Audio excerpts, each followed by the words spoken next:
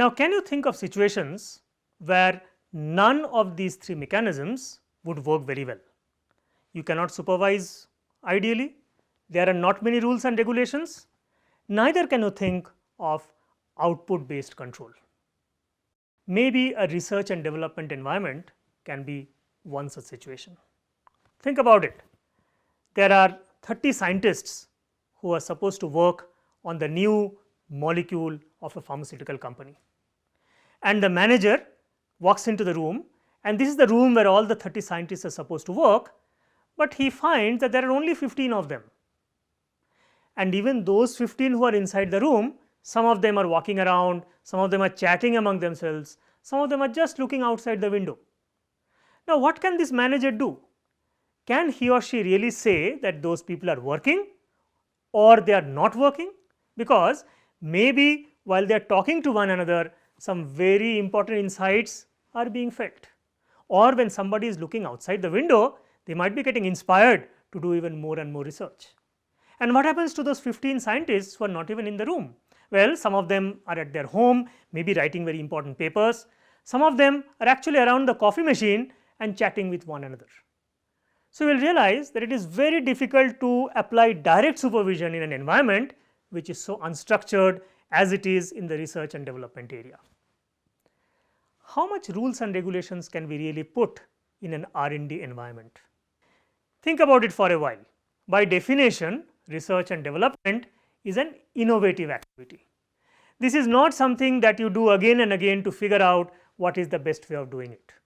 And innovation is supposed to not follow any rules and regulations.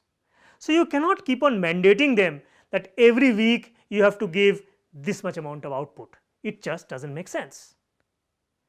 So, you will have some rules and regulations, maybe you will expect them to come to office sometime or the other, but even if they do not come a few days, you will say, okay, I will trust their judgment, maybe they are doing something very important, maybe they are going and meeting some of the clients to understand their needs, and hence I will not have very tight rules and regulations which I was actually imposing in the steel plant kind of environment.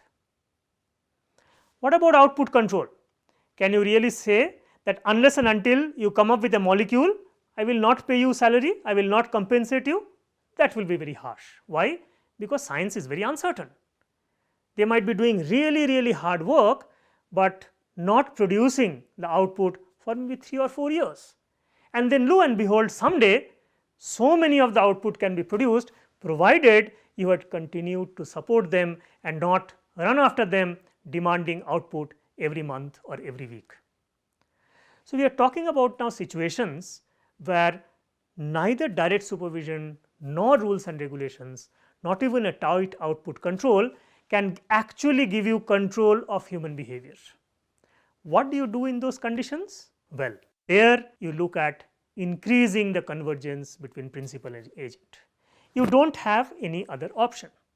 The steel plant environment, maybe a salesperson, maybe even in services environment, you will have the option of working with people who do not have high degree of convergence with your own goal.